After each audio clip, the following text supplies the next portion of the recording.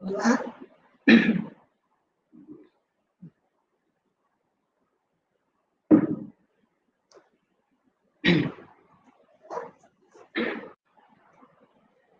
Olá, gente. Boa noite. Nós já estamos aí. Vou chamar Cássia.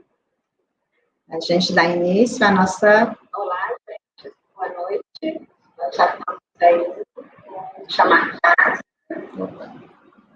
Boa noite a todos. Boa noite. Tá dando eco?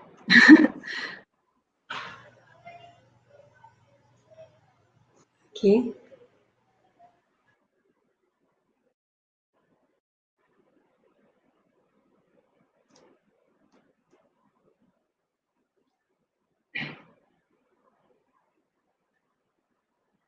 Vamos aguardar um pouquinho, né, Cássia, para a gente dar início, tá bom?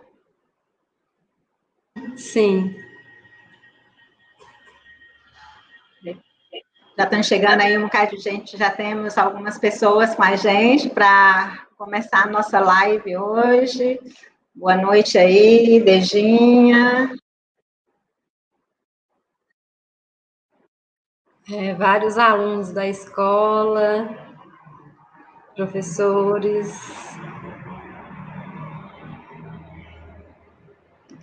Meus familiares. Eu que estou bem ou está dando eco o meu som? Para mim está normal. O meu está dando eco? Meu.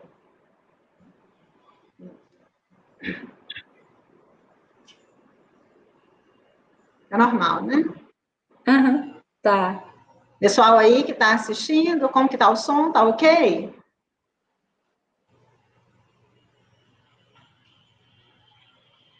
Podem colocar aí no chat para a gente, se está ok o som.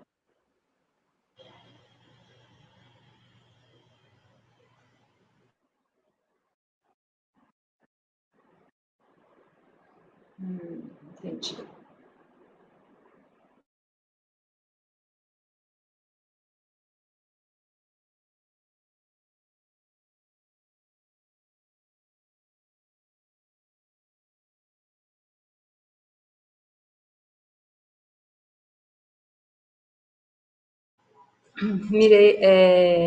Clarice está dizendo que o som está ótimo.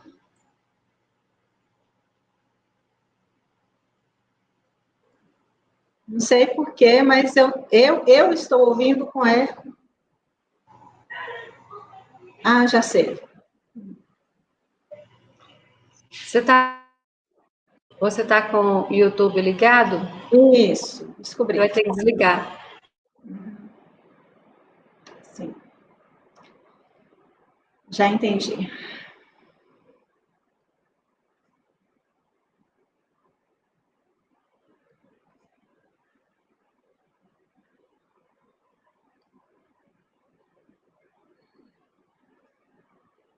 Ok, agora sim. Eu estava tendo eco no que eu estava falando, mas é porque estava com outro YouTube do computador ligado. Ok. Nós já estamos aí com alguns participantes. E nós marcamos para as 16, já são, né? Passou um tempinho. Então, nós vamos às 18. Às 18.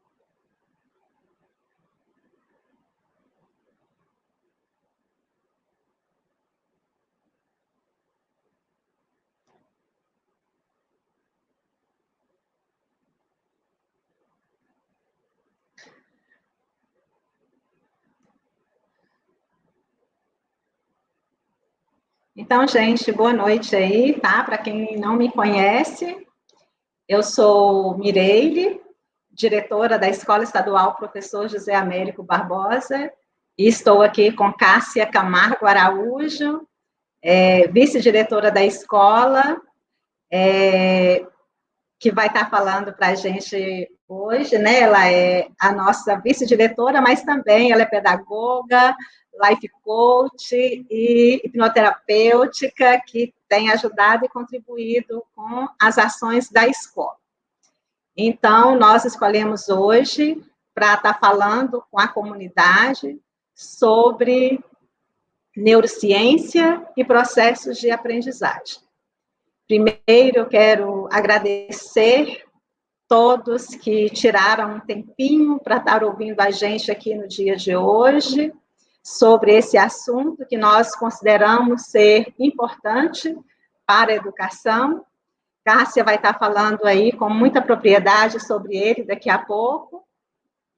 Enquanto isso, eu vou explicar para vocês o porquê que nós escolhemos e por que nós estamos fazendo essa live hoje. Bom, a live faz parte do plano de ação de um projeto que a escola está participando, que é o GID Avançada. O GID é Gestão Integrada da Educação, faz parte de uma série de ações que a Secretaria de Educação de Minas Gerais tem desenvolvido como estratégia de trabalho no momento REAMP, que é o de regimes de estudos não presenciais. Esse GID, ele acontece em parceria com a Fundação de Desenvolvimento Gerencial, a FDG, sobre a coordenação da professora Maria Helena Godoy. O nosso multiplicador é o João Melilli, e junto com o João Melilli, a gente tem a Superintendência Regional de Ensino de Janaúba, com a coordenação de Veraci, e a nossa analista educacional, que acompanha o projeto, é Fernanda Rocha. Então, o projeto ele é desenvolvido na escola para contribuir nesse regime de estudos não presenciais, propondo desenvolvimento de metodologias, estratégias de trabalho voltadas para o ensino fundamental. O objetivo da GID na escola, o principal objetivo dela é desenvolver nos estudantes com acesso ao ensino remoto 70% das habilidades trabalhadas em todos os componentes curriculares que estão propostos no plano de estudos tutorado PET até o retorno das atividades presenciais. Na Escola Estadual Professor José Américo Barbosa, a GID traz 3 ações principais. Entre elas está a disciplina de estudo. A disciplina de estudo é isso que vocês têm acompanhado, os meninos têm até postado nas nossas redes sociais, falando sobre a importância do estudo, sobre a importância de estar resolvendo as atividades diariamente, acompanhando o desenvolvimento, não deixando atividades para depois. A segunda ação que nós propomos, né, no nosso projeto, ele traz a realização de atividades como o projeto Decolar, que está sendo um sucesso também para a escola, onde os alunos reúnem em grupos, por meio de, pode ser pelo Meet, pelo WhatsApp, eles têm um grupo de estudo, e eles têm um cronograma de todos os dias, uma vez por semana, reunir, discutir os principais temas abordados na semana. Isso tem feito alguns alunos a interagir mais um com o outro. Então, essa é a nossa segunda ação, que está sendo realmente, para quem participa, né, que não são todos os alunos que têm participado, mas para aqueles alunos que estão participando, realmente tem sido um sucesso a desenvoltura desse projeto. Tem acontecido de forma muito positiva. Eles chamam os professores no momento que o grupo se reúne, e isso proporciona ao professor uma interação também com aquele grupo de alunos, tirando as dúvidas. Dentro do projeto também tem as aulas que os professores desenvolvem. E na ação 3, né, que nós propomos, é o engajamento das famílias. Para o engajamento das famílias, nós procuramos as redes sociais, rádio da escola, parcerias, para estar esclarecendo para a comunidade as ações que a escola tem feito para o desenvolvimento dos estudantes nesse momento, já que nós estamos de forma distante, não temos né, como falar com o aluno pessoalmente. Então, foi desenvolvido através das redes sociais, meios para a gente estar conversando com ele. Dentro desse projeto, dessa meta 3 aí, que a gente está trabalhando, a ação 3, nós fizemos a reunião de pais no primeiro bimestre, e agora, no primeiro bimestre é bom, né? No primeiro momento, lá nós fizemos a reunião com os pais.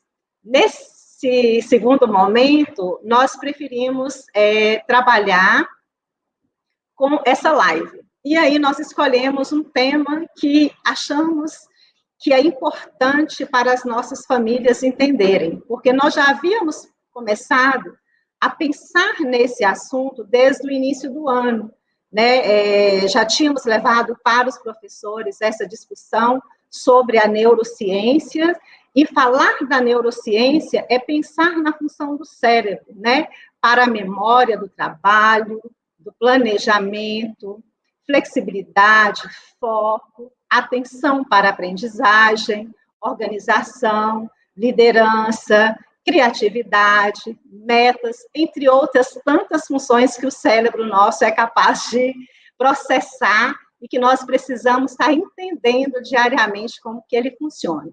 E uma das preocupações da escola, neste momento, tem sido de levar para as famílias um pouco de conhecimento da neurociência e sobre os aspectos cognitivos da aprendizagem, né? Porque às vezes a gente pensa na neurociência como se fosse mais algo ligado à incapacidade de aprender, e pelo contrário, é como colocar o nosso cérebro para aprender. E para entender também como podemos ajudar nossas crianças a melhorarem o ritmo de estudo, consequentemente, de obter melhores regimentos educacionais. Então, assim, trazer esse assunto é entender, né? Às vezes, assim, discutir aqui, eu acho que Cássia vai falar isso com mais propriedade, mas colocar aí para a gente entender por que tantos exercícios, por que tantas repetições, por que rotina de estudo, por que ambiente adequado para estudar, por que é necessário intervalos, eu não posso estudar até exaustão, eu preciso parar, eu preciso dar um tempo, né? Entre tantos outros porquês, que eu acho que ela vai estar explicando melhor isso para a gente, deixando, né, esse tempo aí para ela conversar agora. Então, eu vou passar a fala para a nossa pedagoga, life coach, hipnoterapêutica, Cássia Camargo de Araújo. Se eu conseguir falar o nome aí, perdão. Enfim, Cássia, fique à vontade agora, tá? Ela está falando com a gente, colocando esse tema que é importante para nós. Sim, muito importante mesmo. Ainda mais nesse momento, né, de distanciamento social. É um momento que realmente é muito importante esse conhecimento em relação à questão do como estudar para como conseguir aprender, né, nesse momento. Ou em qualquer outro momento, seja na aprendizagem presencial, como a gente já lidava, né, já estávamos acostumados com a sala de aula. Tá aí, Miguel? Eu vou seguir aqui. Sim. Então, gente, olha só. Neurociência Antes de você e começar, processos Cássia, de aprendizagem. Sim.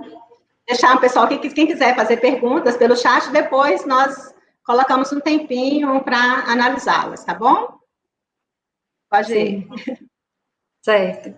Então, é isso. A neurociência, né, esse estudo, ele vem contribuir muito para que a gente entenda, né, todos os nossos processos neurológicos em relação à aprendizagem. Muitas vezes, quando se coloca neurociência, só se pensa nas pessoas que têm a incapacidade, né, como colocou aí, só se pensa na pessoa com a incapacidade. E Na verdade, a gente vem descobrir são as capacidades, né? São as possibilidades e como o ser humano aprende. E que cada ser humano tem sua habilidade de aprendizagem, cada um tem seu canal de aprendizagem aguçado para uma área diferente de uma pessoa, entre uma pessoa e outra. Pode passar, Mireille. Pode seguir. Então, neurociência é o estudo, né, sobre o sistema nervoso, suas funcionalidades, além de estruturas, processos de aprendizagem, desenvolvimentos e eventuais alterações que podem surgir ao longo da vida, né? O nosso cérebro, ele tem uma capacidade incrível, né? Ele é o nosso HD mesmo, que é onde armazena muitas informações, muitas memórias, muitas experiências de vida, vão ficando armazenadas nele ao longo da nossa vida, né? E pode surgir alterações, tanto para o desenvolvimento da melhora, como a perca, talvez, até, de algumas capacidades de neurônios, né? De funcionamento neuronal. E, assim, o cérebro, a gente nasce e ele vai se desenvolvendo.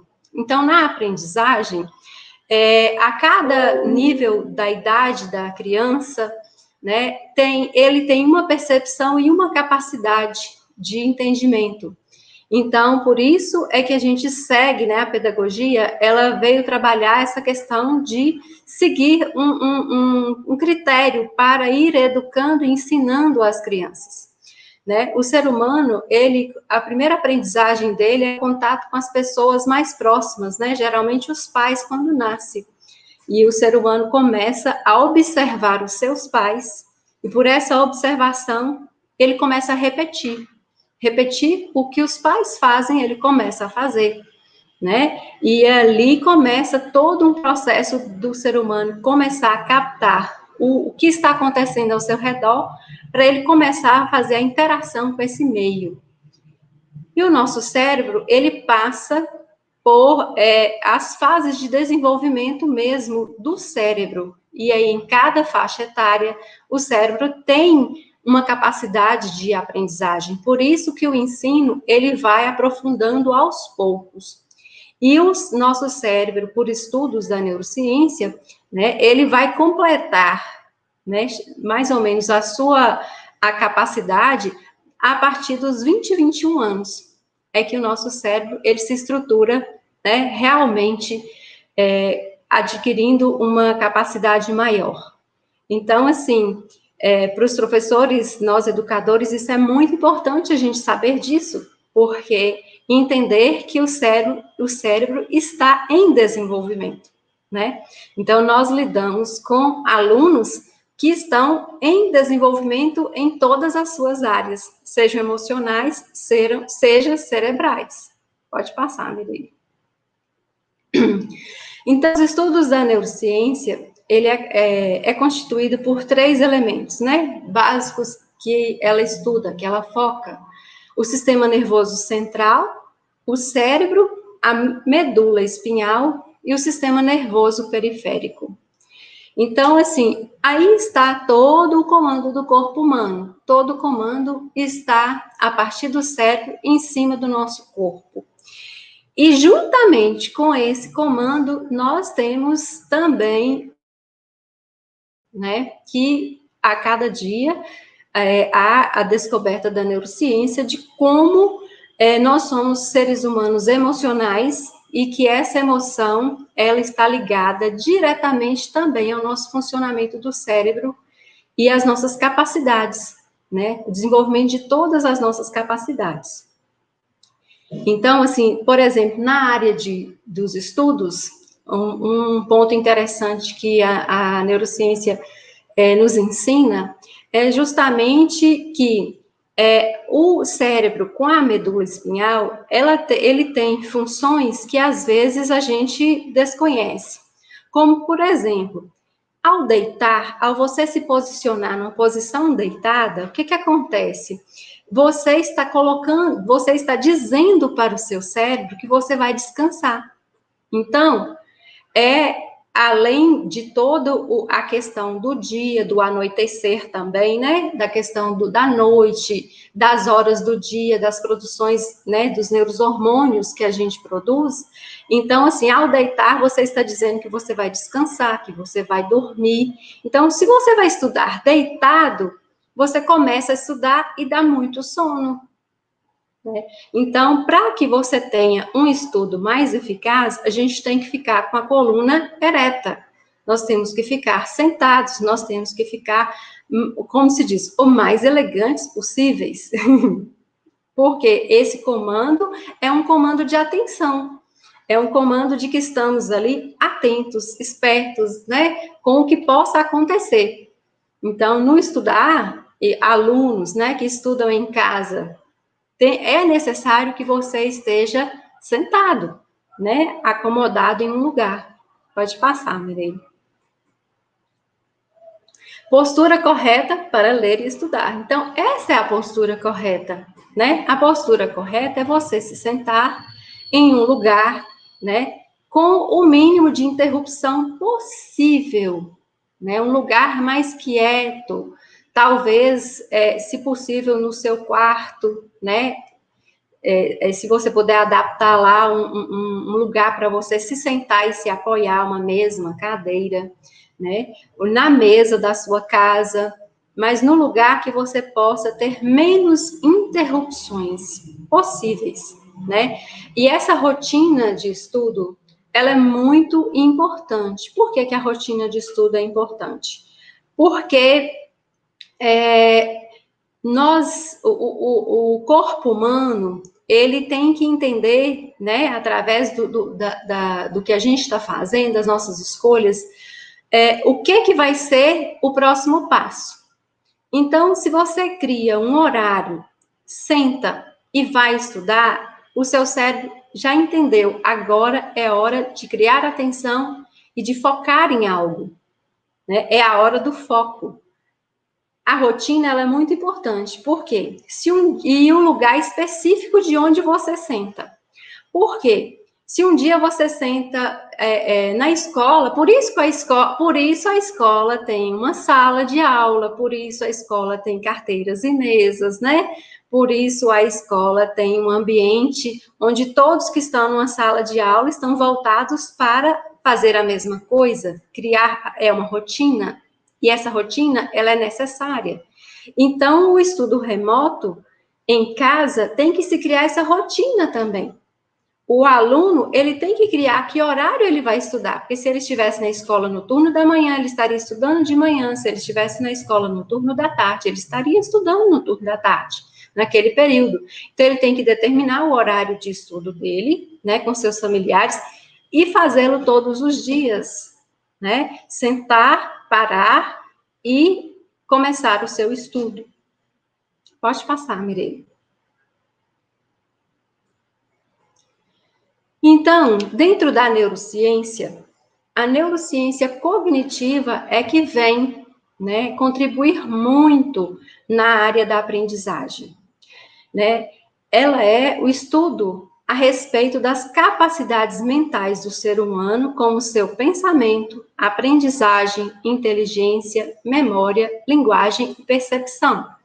Então, nós aprendemos através de percepções do que acontece ao nosso redor e a gente filtra, né? Nós vamos fazendo os nossos filtros para que a gente compreenda dentro de nós, né, o que está acontecendo. É como se a gente fosse criando, desde pequeno, dentro da nossa cabeça, um dicionário de entendimento, onde você visualiza uma coisa, por exemplo, você visualiza uma fruta, só o exemplo, uma banana, uma fruta, e aí, a partir daquilo, você memoriza, você usa a imagem mental, você memoriza, e você começa a entender que aquilo é de comer, que aquilo é uma fruta e que aquilo tem um nome.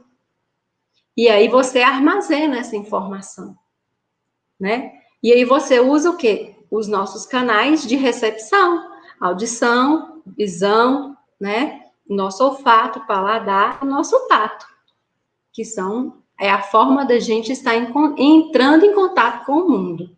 Pode seguir. A percepção do ser humano. Uma pessoa adquire conhecimento a partir das experiências sensoriais a que é submetida. Então, uma música ativa diretamente o sistema límbico. A música ativa diretamente o nosso sistema límbico, que é o sistema do cérebro onde ativa diretamente nossas emoções. Então, a música, ela está ligada às nossas emoções, né?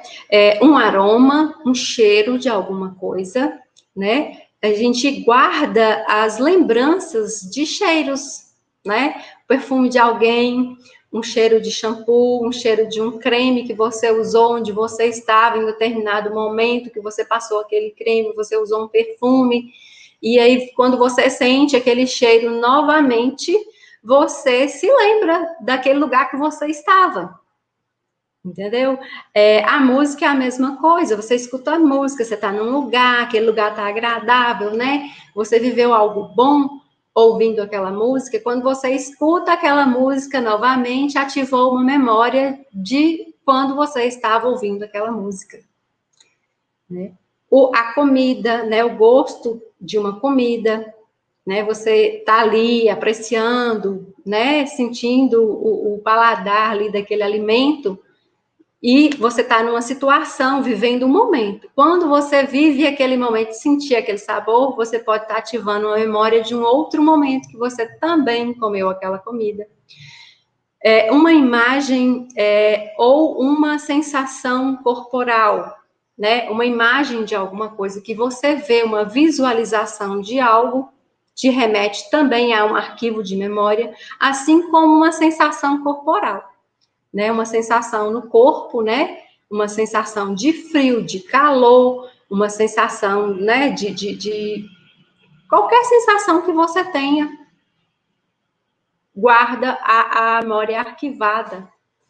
E são elas as responsáveis por captar os dados do ambiente e levar ao cérebro, né, são nossos canais receptores, nossos órgãos dos sentidos, né, tão estudado em ciências, né, gente? Então, nós temos aí nossos canais de percepção, né? E com o estudo não só da neurociência, mas também da PNL, que é a programação neurolinguística, né, que estuda como o cérebro funciona com esses canais de percepção e como que isso se processa na pessoa. Então, nós temos estilos de aprendizagem. Tem gente que aprende mais ouvindo, tem gente que aprende mais vendo, e tem pessoas que aprendem fazendo, que é o que a gente chama de ser o sinestésico, que é a união de olfato, paladar e o tato. Dá-se o nome de sinestesia, junta-se esses três sentidos juntos, chama-se sinestesia. Então, nós temos aqui a questão aqui. O visual, seu comportamento caracteriza-se em fazer o uso, o slide cortou um pouquinho, Mirelle, o uso da visão, mas acho que dá para da visão para obter informações, visualiza situações, organiza informação em forma de imagem. O visual, quando você vê, quando você olha, né, ele memoriza mais com as questões do que ele vê, da visualização. Ele precisa estar atento e olhando a tudo. A pessoa que tem o canal auditivo mais aguçado, ela vale-se da audição para absorver informações. Se assim tem como ponto forte o prazer em ouvir as pessoas. São ótimos ouvintes, né? São aqueles que a hora que o professor está dando aula na sala, tá assim, ó. Você vê que ele chega a fazer isso aqui para poder ouvir melhor. O que está vendo está esticando o pescoço porque ele quer ver. O que está ouvindo chega a fazer assim. Está querendo ouvir. É como se ele estivesse até querendo virar o ouvido para ouvir melhor. E o sinestésico é aquela pessoa que gosta de abraçar, de dançar, de sentir as sensações no corpo dela são mais afloradas, o perceber a sensação do ambiente, o tocar, e é assim que o sinestésico aprende. Então, é aquele que precisa escrever mais. O sinestésico, ele sente uma necessidade enorme de desenhar, de escrever, entendeu? Ele tem que pegar, ele tem que fazer alguma coisa. A aprendizagem para ele se completa quando ele está mexendo. Então, o professor, ele tem que estar atento, que ele tem que, no caso, oferecer para o aluno, pensar em todos esses canais de percepção, onde cada um tem ele com mais aguçado. Né? Então, a questão do falar, né? A questão da visão, né? Do visualizar, colocar slides bacanas, colocar vídeos, imagens, né? Para o quê? Para que aquilo trabalhe mesmo com a estimulação da aprendizagem. E tem que oferecer também a questão do fazer, porque tem o que aprende mais com o fazer, mas todos nós temos todos esses canais, uns mais aguçados, outros menos, mas, na maioria, todos funcionando, né? Em alguns casos, temos, no caso, as limitações, né? De alguns, que aí a gente sabe a interferência disso na aprendizagem, né? O aluno que ouve pouco, o aluno que enxerga pouco, né? O quanto que isso interfere para ele aprender, né? O aluno que às vezes tem uma deficiência física também vai ter, né? O comprometimento está diretamente ligado à aprendizagem dele. Pode seguir, Miriam. E cada ser humano, dentro de cada um desses padrões de percepção, né? Que são os nossos sistemas representacionais, né? Ele tem o estilo de falar e de ser, né? Mais voltado para cada coisa. Então, tem palavras e expressões comuns. O visual, né? Ele está sempre assim, veja, olhe, ao brilho, se está claro, se está escuro, porque ele tem essa percepção mais aguçada. Gráficos, o foco, né? Cor e perspectiva, ele tem uma percepção visual muito grande, né? O auditivo, né? Ele fala, ouça, escute, olha a melodia, está atento à melodia. A questão gosta de conversar com as pessoas, ele gosta de falar. Às vezes o visual é mais calado, ele está lá só prestando atenção. O auditivo é mais falante, né? Gosta de debater, gosta de tudo em harmonia. Às vezes até grita mais, porque ele fala muito, né? Gosta de cantar, de sintonizar com o outro, né? E até a questão do berro, né? Do gritar, do berrar e tudo mais. Esse auditivo, né? O visual é uma frase ali, né? Sugestiva. Eu vejo uma luz no fim do túnel. Parece os meus olhos. Agora, o auditivo, ele já está mais focado em quê? Ouvir isso da sua boca, né? Estamos sintonizando tudo que está a ver com a audição. O sinestésico, ele está mais perceptivo ao calor, ao frio, à firmeza, né? Ao movimento, o leve, o pesado, né? A questão também do sentimento, são pessoas mais sentimentais, tá? Gostam, né, de exercício físico, porque gostam de mexer o corpo, né, gosta né, de sentir o corpo, tem essa percepção aguçada e gosta muito também do toque, né? Então, as frases, né, frases que podem marcar, né, o sinestésico. Eu senti que deveria falar com você sobre isso. Isso é duro como uma rocha. Então, assim, quando os pais também têm esse conhecimento, assim como os professores têm esse conhecimento, ele começa a perceber, tanto o aluno como o pai perceber seu filho, para entender o que o seu filho é. Ele é mais visual, ele é mais auditivo ou ele é mais sinestésico? Né? Porque todos nós temos um canal mais aguçado do que o outro. E isso é absolutamente normal. Por isso é que somos diferentes. Pode passar. Então, algumas áreas que a neurociência pode auxiliar, né, no aprendizado. A questão da atenção, né, o foco para aprender. É, como diz um velho ditado, 2 sentidos não se assimilam, né? Ou você presta atenção em um ou no outro. Não dá para assistir televisão e fazer atividade ao mesmo tempo. Sentar na mesa, a televisão está ligada no mesmo lugar e você está fazendo. Não dá para você fazer atividade e ouvir uma música muito agitada, que aí seu sentido volta para a música, você começa até a dançar, e em vez de estar aqui concentrando na aprendizagem daquele conteúdo, tá? Então, a atenção é fundamental para que o conhecimento seja adquirido, pois o sistema nervoso só absorve informação quando a pessoa está em atenção à mesma. O indivíduo presta atenção em alguma coisa quando aquilo é entendido, ou seja, tem significado.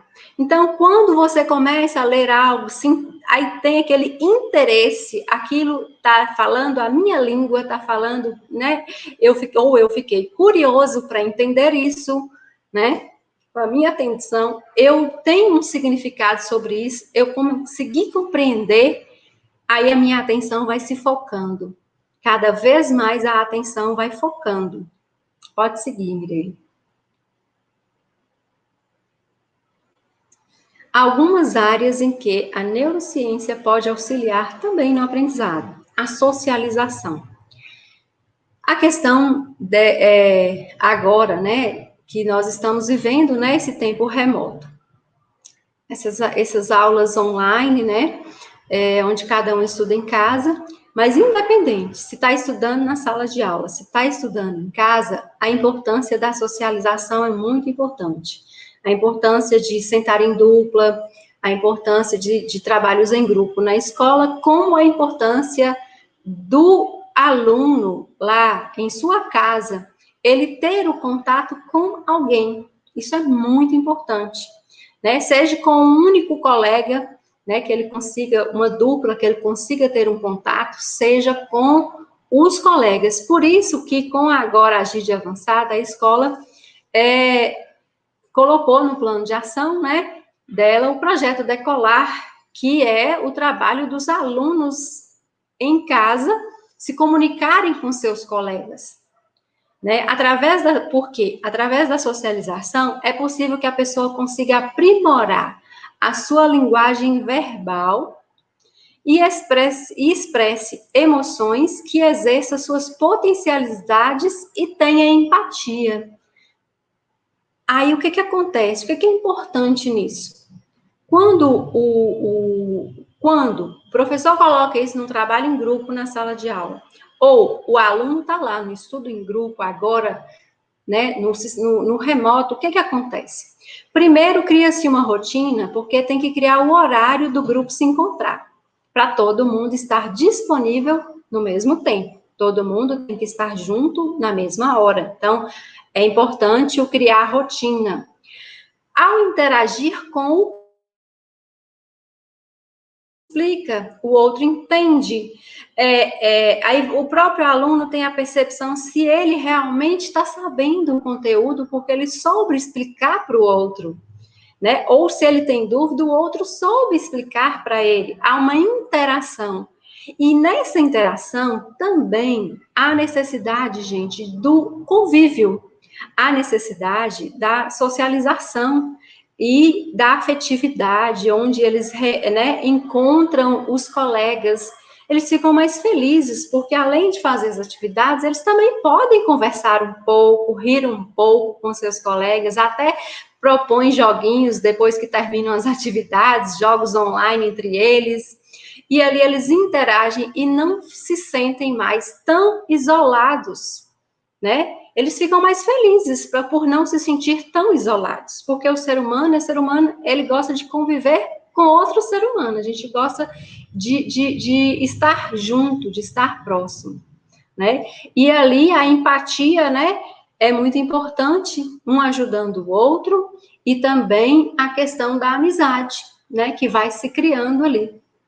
muito importante nos trabalhos em grupo da escola, como no trabalho, né, do projeto Decolar da GID avançada na escola. Hoje no trabalho remoto. Pode seguir, Mireille. Outra área, né, da neurociência que pode auxiliar no aprendizado é a motivação, né? Motivação do estudo. Ali, né? Encontre entenda, né? Sua motivação. A motivação é o que fomenta o aprendizado. Quando a pessoa se depara com uma interferência positiva, seja de um familiar, seja de um professor, né? Não é só a questão da cobrança, é a questão de uma interferência positiva, um estímulo, um elogio quando faz, né? E a questão também do como que a família vê a importância dos estudos, né? Como que é para essa família a importância dos estudos, né? Até que ponto é mais importante, nesse momento, o meu filho sentar para estudar ou eu preciso que ele saia para trabalhar? E tá tudo certo, gente, no sentido assim, que é a rotina daquela família. Mas aí, a questão a rotina, ela precisa ser instaurada para que o aluno tenha uma aprendizagem contínua. Se, de repente, um aluno fala assim, não, tia, eu vou estudar 3 vezes por semana, eu paro para fazer minhas atividades, certo? Mas aí, ele tem que ter o tempo, parar, sentar, concentrar para fazer sua atividade e realmente conseguir fazer a sequência, seguir a sequência do que vem. Assim como é na escola. Na escola, nós temos aula de segunda a sexta-feira, né? E cada dia tem o conteúdo, e o conteúdo vai seguindo, e tem uma sequência didática. E essa sequência didática, ela tem que ser seguida, porque isso influencia a motivação do aluno. E aí vocês estão perguntando, onde? Na questão do que eu já aprendi isso, e eu preciso de aprender algo a mais, mas eu preciso do conhecimento anterior. Então, é o que a gente chama do conhecimento prévio, do conhecimento de base, né? Então, assim, eu tenho que saber algo para me dar sequência no meu aprendizado. E quando eu já sei um pedacinho daquele conhecimento, um pouquinho, que eu vejo aquilo, eu já vi isso. Ah, agora está falando isso a mais. Então, complementa e dá motivação. Isso gera motivação, certo? Da mesma forma que se o indivíduo encontra uma tarefa muito difícil, sua mente se frustra e ele acaba desmotivado. Quando está muito difícil, é algo que ele nunca viu, é algo que ele tá falando inglês, francês ou japonês, para mim, né? Não entendi, ele tenta ali um pouquinho, não consegue sair do lugar. O que acontece? A desmotivação. E quando a tarefa chega muito fácil também, o aluno perde o interesse. E isso interfere na sua aprendizagem, né? Na aprendizagem do aluno. Então, tudo tem 2 pés, 2 medidas. Tem que estar mais ou menos no nível do aluno para que o interesse dele suba. E ele suba esse degrauzinho dos livros, igual está aí no slide. Ele suba esse degrau. E que tenha alguém lá junto com ele, seja professor, seja os pais, dando aquele maior apoio, vai, você consegue, vamos lá, faz, é assim que faz, vamos fazer, entendeu? Não, meu filho, agora você vai parar, você vai fazer, você precisa fazer, vão criar a rotina de estudo, você vai estudar. Sequência, pode fazer a sequência do slide. Então, a cognição, né, tem origem na motivação. A aprendizagem, né, a cognição, ela tem origem na motivação, mas ela não brota espontaneamente, como se estivessem algumas crianças com vontade e naturalmente motivadas, e outras crianças sem. Esse impulso para agir em direção a algo é também culturalmente modulado, né? O sujeito aprende a direcioná-lo para aquilo que quer, como estudar.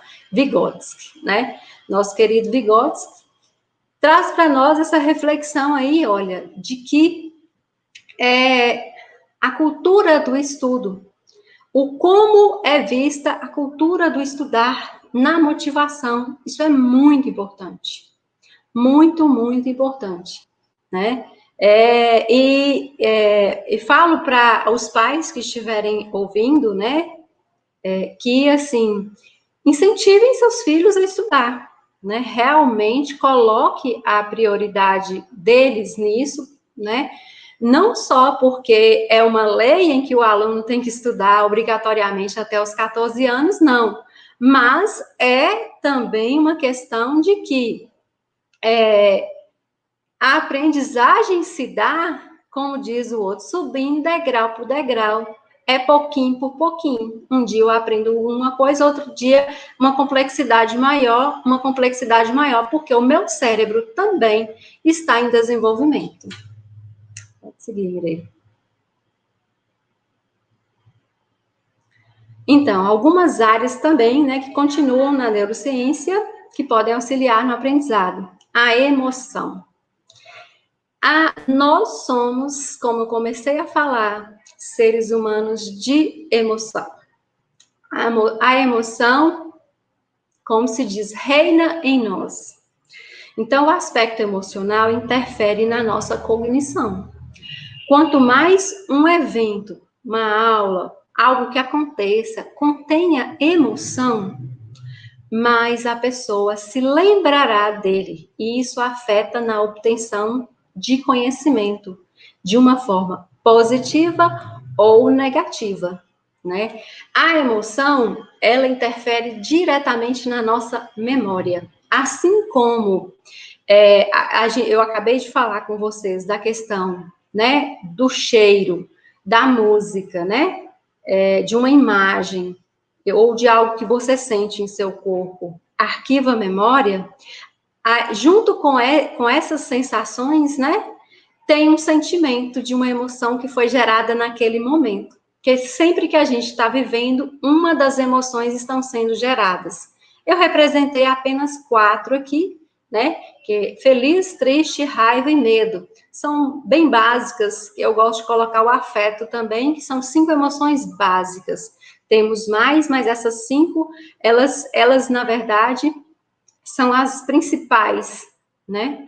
Então, assim, o que te deixa feliz, algo que te marcou, aquela lembrança, porque juntou o canal de recepção do que você sentiu, do que você ouviu, do que você viu, e a questão da emoção gerada, o sentimento gerado, cria-se o quê? Uma memória de longa duração, porque foram muitos estímulos ao mesmo tempo para criar essa memória. E aí, quando também a gente passa por um momento de medo muito grande, uma raiva muito intensa, ou uma tristeza, né, muito grande, porque assim, atrás de cada emoção tem algo a mais, né? A felicidade é uma conquista. Toda vez que você conquista alguma coisa, sim, Cláudia está perguntando a questão de dormir, sim. Deixa eu só concluir aqui que eu falo. A questão aqui, onde eu estou falando da alegria. A alegria é a conquista. Toda vez que você conquista alguma coisa, você fica feliz. Então, aprender é conquistar. Cada vez que você aprende, é uma conquista. Então, aprender traz felicidade. Entendeu? Então, quem gosta de ler, de estudar, está sempre em busca de mais e mais, porque ele está tendo essa resposta neuronal, né, neurotransmissores sendo liberados lá, porque ele está aprendendo e está mais e mais, e isso traz, né, não só a questão do que você ganha por trás do aprender, né, pontos e premiações, né? A tristeza é toda vez que você perde alguma coisa. Ser humano não quer perder nada, gente. Ser humano só quer ganhar o tempo todo. A gente quer ganhar, nem que seja uma lembrancinha, uma coisinha, me lembrou de mim, trouxe uma coisinha para mim, eu fico feliz, né? Assim, a gente quer ganhar, né? Porque, na verdade, a gente quer atenção. E a tristeza é a perca. Perdi alguma coisa. Aí traz a tristeza. A raiva é quando um obstáculo passa na sua frente. Passa um obstáculo na sua frente, né? E te impede de fazer algo que você queria fazer. Aí você me atrapalhou, impediu, entendeu? Aí a raiva vem. E o medo, né? O medo é a questão de você se prejudicar, é a preservação da espécie, né? O medo, ele está presente para a gente se defender. É uma defesa do nosso organismo, porque senão a gente ia se arriscar demais e estaria morrendo de muitos acidentes por aí. Então, né, o medo, ele é muito presente na nossa vida. E toda vez que uma das emoções, né, como o afeto, o carinho, né, e tudo mais, tudo que for muito intenso, marca memória de longa duração. Pode seguir, e eu vou responder a questão de Cláudia. Ela perguntou mesmo, repete a pergunta de Cláudia para mim, Mirela, ela perguntou sobre o dormir.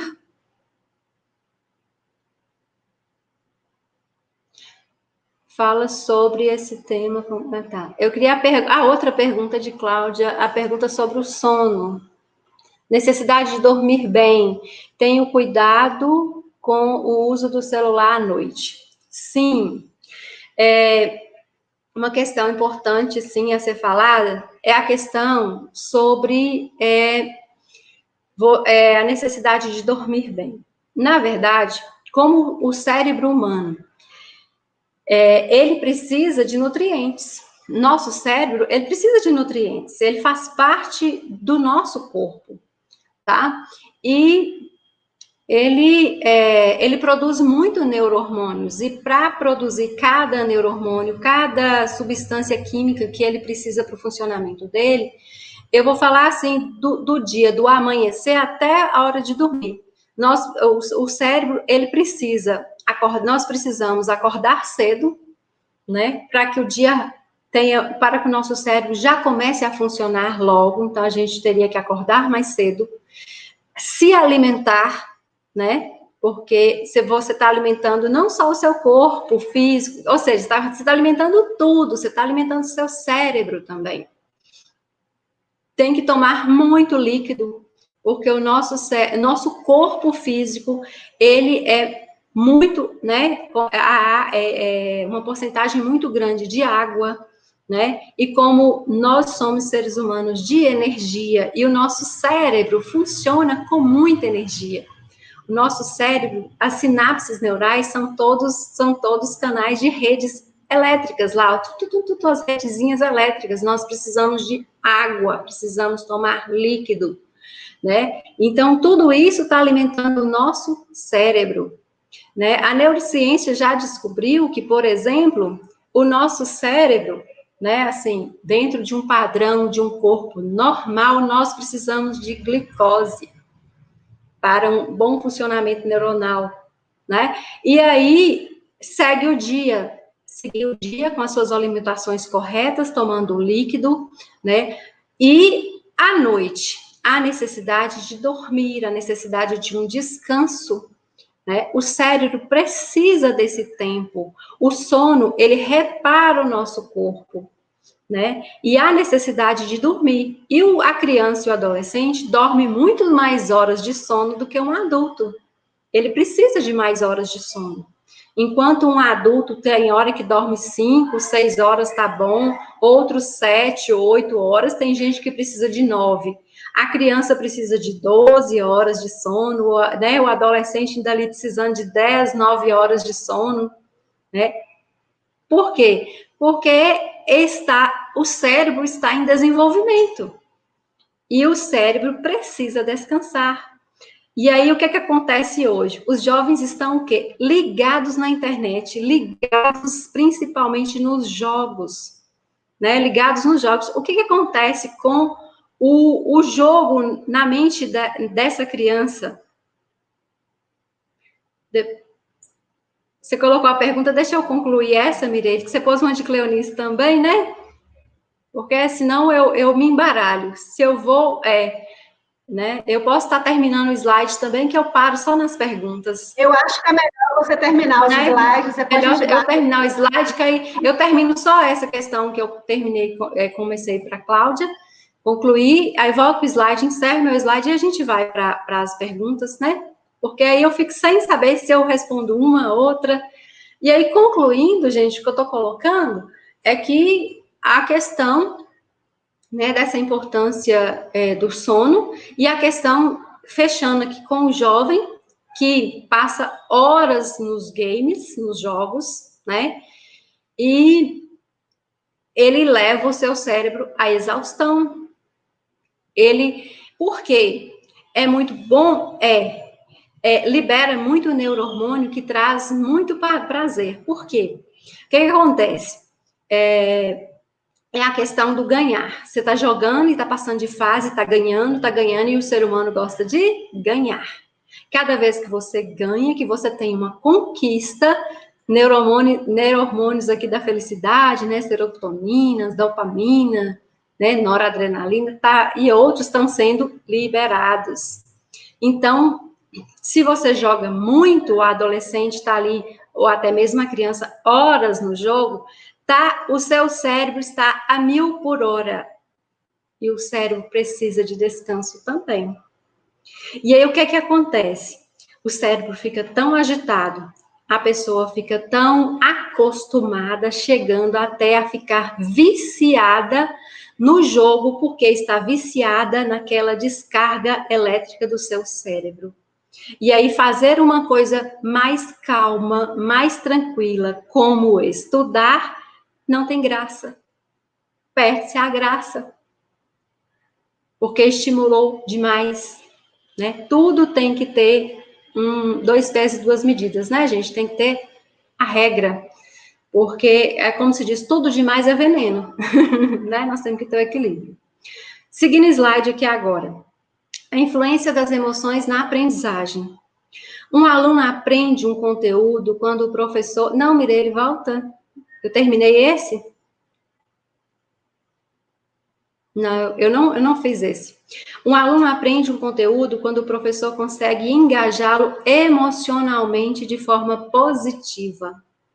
Estabelece confiança, cria vínculo, né? Para os pais também, né? Se você quer impor para o filho, impor para o aluno que ele tem que fazer, que é assim, que é assado, ele vai se recuar em vez de ser conquistado, né? Então tem que usar o emocional desde pequenininhos, né? Igual, terminando de ler o slide ali, ó, cria um vínculo e se mostra acessível utilizando linguagens e práticas mais próximas da realidade das crianças ou jovens, né? O professor lá da pré-escola, dos anos iniciais, ele não é muito mais carinhoso, mais meloso, né? Tem todo um trato com aquela criança, não é assim? E aí, quando chega na fase do adolescente, o professor tem que lidar o adolescente com a fala do adolescente, tem que falar a mesma língua ali do adolescente, né? Tem que entrar no mundo dele. Isso é fazer rapport, tem que entrar no mundo do outro.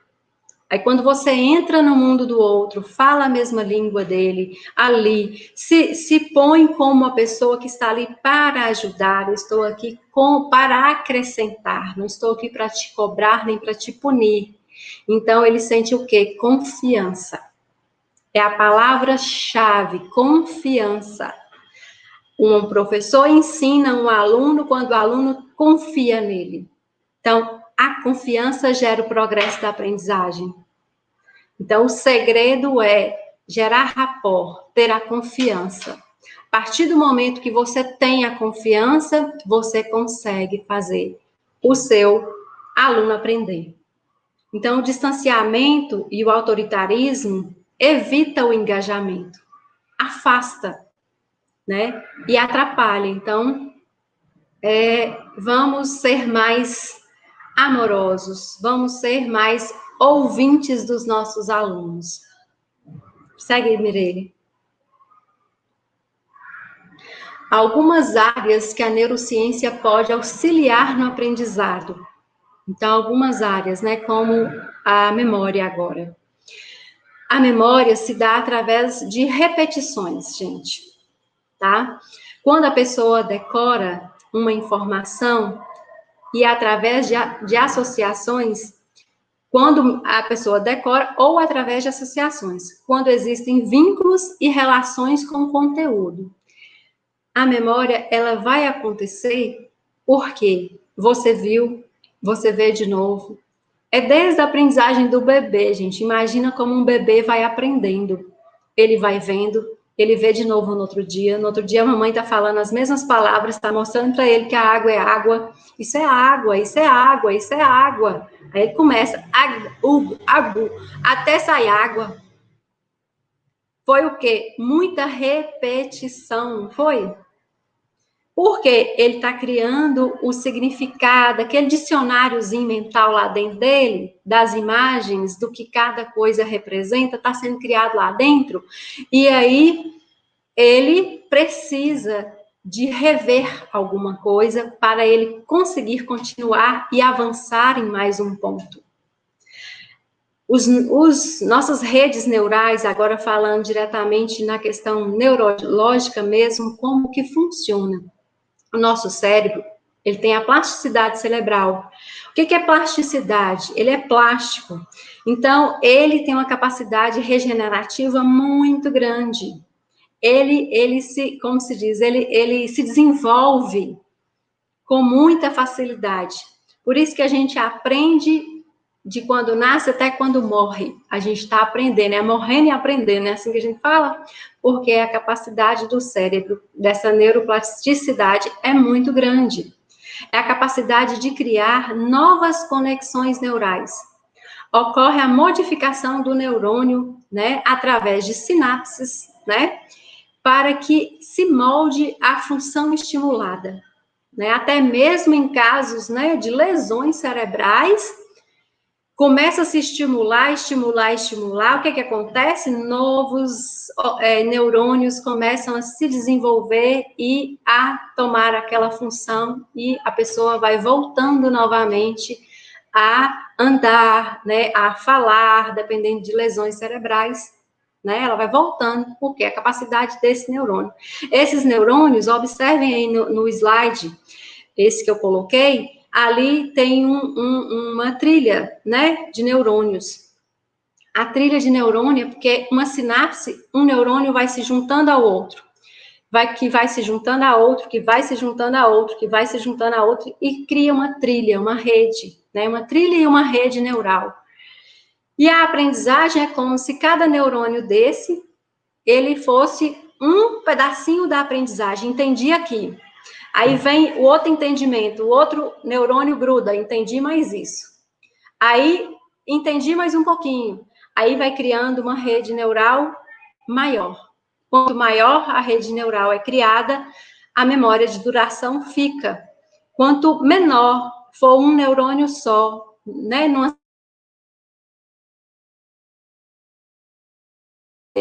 ele vai se apagar, ficar quietinho lá e apagadinho. Não vou dizer que vai sumir totalmente, mas pode ser que suma ao longo de horas ou dias, suma. Porque o cérebro é seletivo. Se a gente fosse memorizar tudo que a gente vive, aí não sei se a gente teria espaço para tudo. Então, o cérebro é inteligente. Ele memoriza aquilo que você está mostrando para ele que é mais importante. Então, quando você repete algo, você fala, isso aqui é importante, porque eu tenho que fazer de novo, eu tenho que fazer de novo, então isso aqui é importante. Aí, aquilo que eu faço uma vez só, passo um mês para me fazer de novo, deu um espaço grande de tempo. Por isso que a gente estuda diariamente, estuda hoje, estuda de manhã, né? Por isso que a gente não dá um intervalo muito grande de um conteúdo para o outro, né? Porque você tem que rever aquilo de novo. Dá sequência, Mireille. Eu estou olhando o tempo. Nós já chegamos às 19 horas. Por mim, tranquilo. Neurociência cognitiva aplicada à sala de aula. criação de memórias de longa duração, que é justamente o que eu já venho explicando, né? Então, assim, a memória é como aquela luzinha que acende lá no cérebro, pum, criou uma memória. Agora, a segunda figura vai a seleção das lâmpadazinhas. A lâmpada acendeu, né? Mas e aí, é importante ou não é? Ela vai para a memória ou vai para o esquecimento, né? Ali tá assim, duas faixinhas, duas opções, né? E o cérebro tá lá decidindo se vai para a memória, se vai para o esquecimento. Então, a questão é que as memórias que fazem sentido para o aluno, em que ele desenvolva a capacidade de encontrar soluções criativas e inovadoras para resolver suas questões em estudo. Ele permite, inclusive, a possibilidade de ir além e transformar a realidade e o mundo ao seu redor. Então, assim, é muito importante, gente, a questão do professor interagir com o aluno, né? Propor algo criativo, inovador, que desafia, né? Para que ele crie esse estímulo maior. E algo também que é muito importante e que também está no nosso trabalho da GID, né? Quando a gente fala, que eu já falei, da afetividade do professor, é a questão do contato do professor, né? Porque o que aconteceu com essa pandemia? Cada um se isolou, isolamento social, cada um em sua casa. E aí a gente tem que criar o elo de aproximação do professor com o aluno. A importância do professor estar ali em contato com o seu aluno. A importância, então, nós temos uma ação do nosso plano de ação da GID avançada, que é o Meet dos professores dentro do seu conteúdo, que é muito importante, porque é através do Meet que o professor vai ganhar a confiança do seu aluno. É ali que ele vai ganhar a confiança, nesse momento que ele não pode estar em sala de aula com seu aluno. Porque, assim, ele faz o vídeo, bacana, mas não está tendo interação, né? Já aproxima, já é um ganho. Mas o Meet, você fala, o outro responde, então a interação é muito maior. Segue o slide, Mireille. E aí, outra coisa importante para a nossa questão de memória é a imaginação. Nós somos seres imaginários, e a imaginação, ela tem que ser muito aproveitada. A imaginação, ela é muito usada nos anos, né, na pré-escola, nos anos iniciais, os professores exploram muito para que desenvolva mesmo a imaginação da gente, né? Os professores trabalham mesmo a imaginação, mas a imaginação é uma coisa inata do ser humano e ela deve ser explorada o tempo todo pelos professores, né? A imaginação cria condições de aprendizagem, enquanto a memória possibilita a aprendizagem.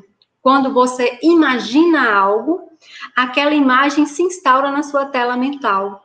E quando aquela imagem se instaura na tela mental e se junto com essa imagem vier uma emoção, ali cria-se uma memória de longa duração, que é importante na aprendizagem a gente aprender a criar, né, as memórias de longa duração. Então, a imaginação é algo assim que deve ser muito, muito mesmo explorado, tá? Porque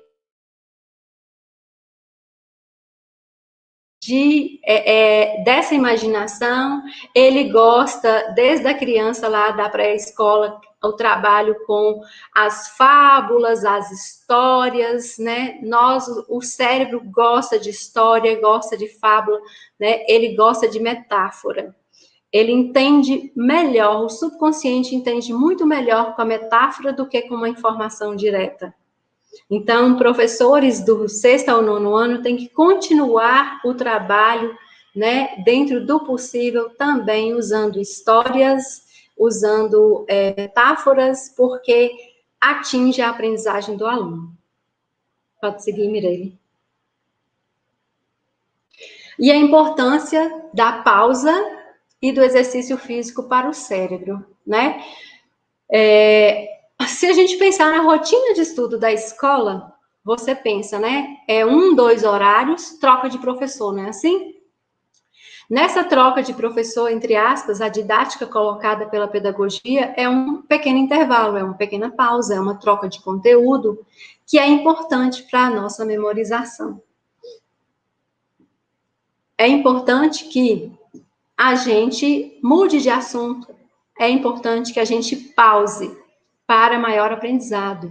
Então, no ensino remoto agora, é importante que crie-se a rotina de estudo, mas que essa rotina de estudo tenha o intervalo do lanche. Pare, vá lá, faça seu lanche, volte. Tenha intervalos, pelo menos entre 1 e 1 hora. Isso vale para o trabalho do professor também, em casa, o trabalho remoto, né? Nós, seres humanos, precisamos de pausa. Nem que essa pausa seja, por exemplo, lá na escola eu costumo trabalhar com a garrafinha d'água do meu lado. Em casa, eu já estou pegando um copo, e um copo menor, porque me obriga a levantar, ir lá buscar a minha água e voltar. É um movimento que faz bem para o meu cérebro. É um movimento que faz bem para o meu corpo. Por quê? Porque ali eu movimento o meu corpo e aí eu dou como se diz, eu dou um reset nele. Assim como em uma aula prolongada, de sala de aula, o professor deve, quando ele percebe os alunos lá sonolentos, com sono lá, aí pedir que todo mundo levante, todo mundo espreguice, dá uns pulinhos mesmo, faz uma brincadeira, agita um pouco e volta. Isso é importante, né, para esse reset no nosso cérebro, porque nós somos ondas cerebrais, né, e aí, dependendo da monotonia, a onda cerebral cai demais. A onda cerebral mais baixa dá mais aprendizagem, né, como eu já falei lá na escola, quem, né, me conhece lá, a questão da importância da gente baixar também, às vezes, um pouco a agitação cerebral, se aprende mais. Dá mais, cria-se mais possibilidades de redes neurais acontecer, porque a concentração aumenta, né? A aprendizagem se dá com mais propriedade. A meditação, que o fundo da meditação é a respiração, né? Como se diz, já comprovado pela neurociência a importância do ato de respirar, porque ao respirar, você está mandando um comando para o seu corpo de tanto de oxigenação do seu cérebro, né? Quando você para respirar profundo e solta, né? De uma simples respiração profunda a uma respiração mais pausada que seja, né? Mais concentrada mesmo. Você está oxigenando seu cérebro, você está acalmando todo o seu sistema nervoso central. Então, alivia estresse, alivia a ansiedade, né? E você consegue recarregar sua bateria para continuar os seus estudos, o seu dia. Nós não recarregamos a bateria do celular todos os dias? A hora que descarrega, a gente vai correndo para recarregar, né? Eu quero saber quem está recarregando a sua bateria, né? E essa recarga, ela é feita com a respiração, né? Num princípio de meditação. E, ao mesmo tempo, que o cérebro precisa de exercícios, né? A educação física é importante, atividade física é importante, movimento é importante, né? Lá na sala, professores, né, na escola José Américo, professores já estavam testando, usando na sala de aula, antes de começar a aula, fazer uma atividade de pular, brincar ali, assim, rapidamente, cada um só levanta do lado da sua carteira e faz um movimento. Por quê? Porque liberam neurohormônios que vão ativar o funcionamento cerebral e que ajuda, né, principalmente na matemática, em raciocínios, né, desta forma. Assim como as aulas de arte também, a arte é muito importante, porque às vezes as pessoas ficam assim, para que estudar arte? A arte estimula a criatividade, tá? E a criatividade, ela tem que ser muito estimulada, porque ela também atinge a questão da capacidade de memória do ser humano. Pode seguir, Mireille. Estamos chegando ao nosso último slide. Então, gente, né, meu último slide aqui, a aprendizagem, é a procura por respostas quando a pessoa está diante de uma situação que ainda não consegue resolver. Então, se eu ainda não sei, eu tenho que aprender, né? A aprendizagem ocorre na relação entre o que ela sabe, a pessoa, né, e o que o meio físico e social oferece. Sem desafios, não há por que buscar soluções. Então, por isso que a gente tem que ter um desafiozinho, só não pode ser muito grande, num grau de muita dificuldade, mas a gente tem que ser desafiado, tá? E aí, por outro lado, se a questão for distante do que se sabe, não são possíveis novas sínteses, né? Ou seja, se tiver muito difícil, fica mais difícil ainda de aprender. E Piaget, né? Nosso sempre querido Piaget para fechar. Aqui a minha fala, agora eu posso estar respondendo perguntas. Sim, nossa, quantas informações, quanta coisa boa, quanto é bom ouvir. Realmente, apareceu algumas perguntas aqui, eu vou voltar nas perguntas das pessoas, elas ficaram muito aí na questão não durmo direito, tenho dificuldade para dormir. As dificuldades de dormir? Também sobre os canais de percepção, né? Eu sou sinestésico, eu sou visual, eu sou auditivo. O que eu faço para aprender? Eu sou auditivo. O que eu faço para ensinar meu filho, que é visual? Auditivo gosta de escutar, então escute coisas que, né? Vídeos, ouçam vídeos. E aí achei até interessante, né, quando você colocou aí das metáforas, né? A gente lembra dos nossos avós que ensinavam a gente o tempo todo com metáforas, né? Com metáforas. Tem Jesus também que ensina sempre com metáforas. Eu vou colocar aqui, tem uma pergunta. Vamos lá, para as perguntas. Quem quiser colocar pergunta também agora, eu vou apresentando. Oi, Cássia, Aristeu Xavier Caetano. Então, vamos lá, Aristeu.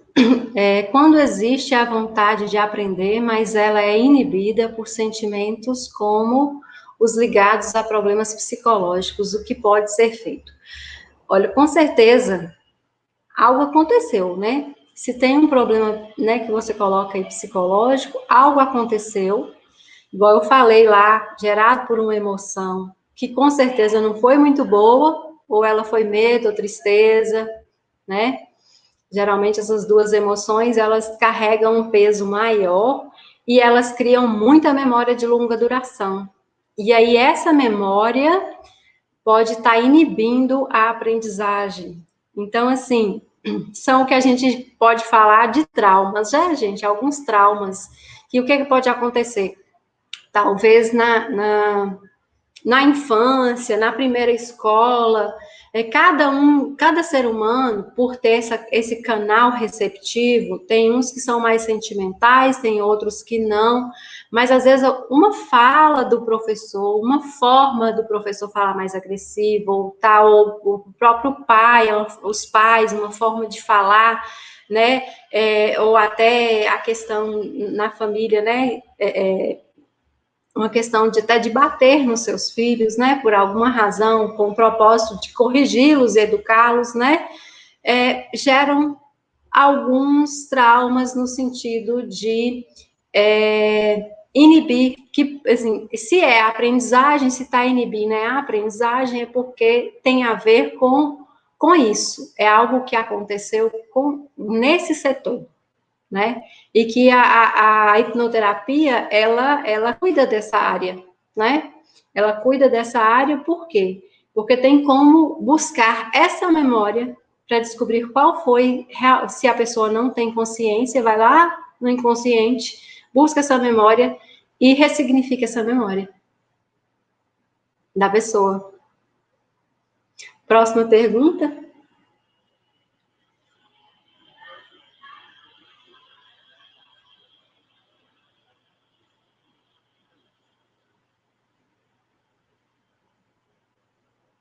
Eu me perdi aqui um pouquinho no IVIR, tá? Tinha uma de Cleonice. Tinha uma... Aqui tem uma outra, excelente explicação. Meu filho é visual, eu sou sinestésica. Tenho que fazer para aprender. O que tem que fazer para aprender? O visual ele gosta de ver, então, ao mesmo tempo que ele gosta de ver, ele gosta de desenhar, ele gosta de imagens, né? Então, o visual é tudo que tiver imagem, como vídeo, como desenho, tudo que for explicar para ele, se você ficar explicando, só falando, ele não tem uma capacidade auditiva tão grande de entender. Ele tem que ver. Então, tem que ter uma imagem para ele ver junto com o que você está explicando. Entendeu? A questão do visual e do auditivo, né? O visual, ele precisa ver, porque às vezes o professor vai explicar uma matéria, né? Usando o exemplo da escola. E aí ele está lá só com o quadro escrito.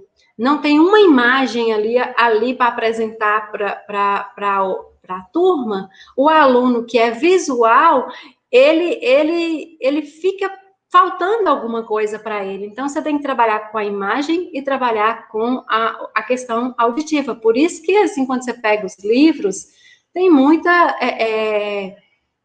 ilustração mesmo, né? Necessidade de ter ilustração, desenho, de assistir um vídeo, porque o visual tem que ver, para ele aprender. O auditivo, às vezes, só escutar a pessoa falando, já aprendeu, né? E o sinestésico tem que pôr a mão na massa.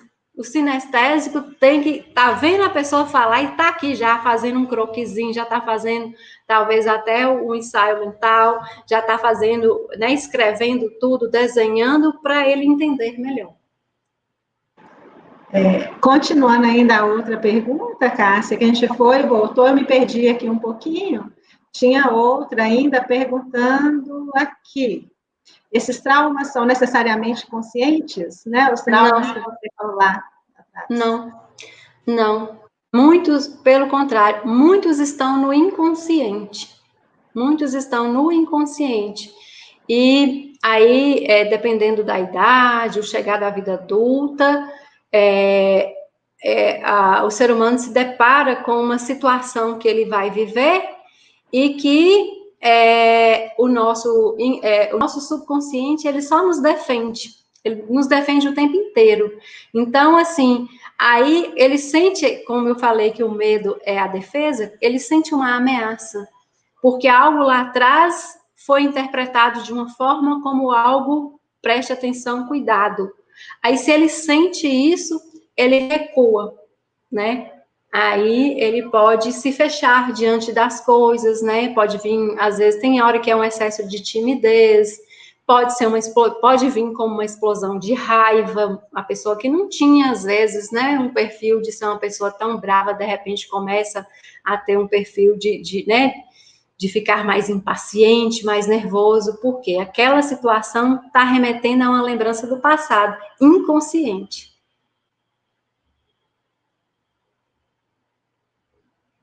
Eu creio que é isso aí, né? As pessoas participaram aqui, fizeram as perguntas, mas no mais fica aí o nosso. Vamos finalizar agradecendo todos que tiveram aqui, que participaram, em especial. Muito obrigada. Kátia, Um prazer estar aqui. Que dedicou esse tempo aí para nós, né? Esclarecendo dúvidas, falando dos processos de aprendizagem.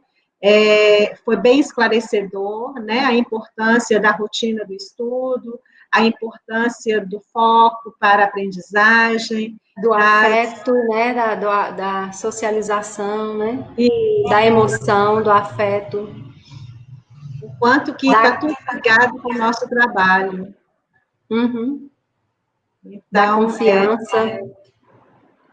Isso funciona em qualquer setor, se você for pensar, né? Funciona em qualquer setor, funciona para nós funcionários da escola, que se a gente sente confiança, se a gente tem aquela harmonia, sinergia, a gente trabalha muito mais.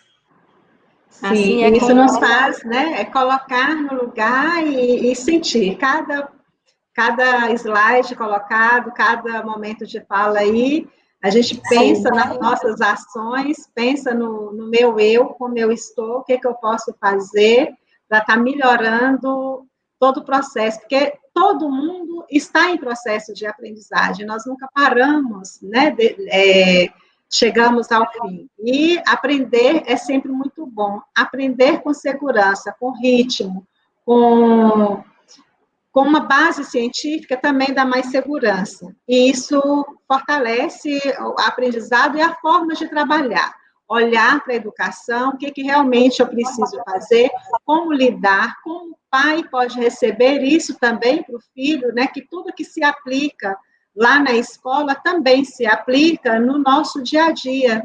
O carinho de elogiar o menino, hoje você foi bem, hoje sua atividade estava muito boa, né? O carinho na hora que está fazendo a atividade. Então, tudo isso interfere no processo de aprendizagem, nós sabemos disso.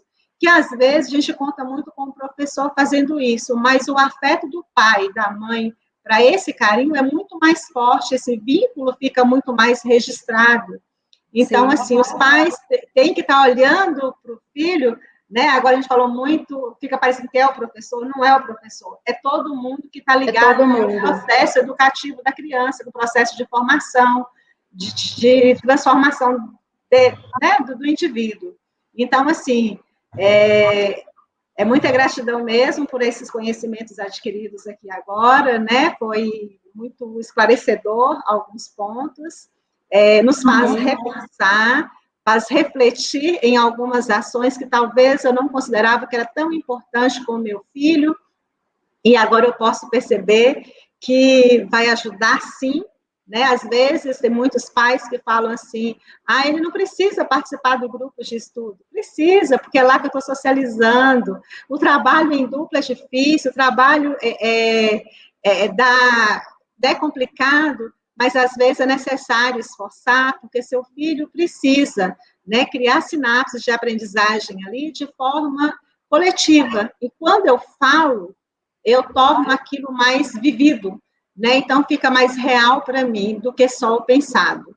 Por isso que é importante os grupos, é importante a comunicação, estar dividindo sempre, repetir as atividades para poder a aprendizagem ficar mais formada com mais tranquilidade. Então, eu creio aí que muita gente está nos assistindo aí, vai guardar isso, e fica agora a nossa gratidão mesmo por esse momento, e também aos profissionais da escola que abraçam junto com a gente esses momentos de experiência, porque está sendo novo para nós, a nossa primeira live aqui da escola. Espero que tenhamos mais momentos para levar mais informações. E agradecer às famílias que tiveram presente, tivemos a participação de muitos alunos também aqui, de outros alunos de outras escolas também participando, pessoas, os pais, então foi positivo, tá? Muita gratidão a todos que dedicaram parte do seu tempo para nos ouvir. Já passamos aí para 1h30, então eu acho que já chegou na hora realmente da gente encerrar. Obrigado. Você quer falar mais alguma coisa, Cássia, para encerrar aí uns 5 minutinhos para a gente finalizar? Não, só agradecer mesmo, né, Mireille? Agradecer a participação, né? Agradecer pelo agradecimento das pessoas que eu estou vendo ali, tá? Gratidão a todos, viu? Eu estou muito feliz e sou grata por ter tido essa oportunidade de estar aqui hoje. Mas, então, é isso aí, gente. Vou parar a apresentação. Até esqueci de parar a apresentação aqui. Emocionei. Enfim, né? Que Deus abençoe a todos e a nós para continuarmos nessa jornada aí. O momento do estudo remoto está fazendo a gente olhar a educação sobre uma nova perspectiva e desbravando, né, os nossos medos também, porque nós fomos desafiados e cá estamos também, né? São momentos de aprendizagem, foi uma das falas que você colocou. Obrigada a todos e até. Espero que tenhamos mais. Tchau.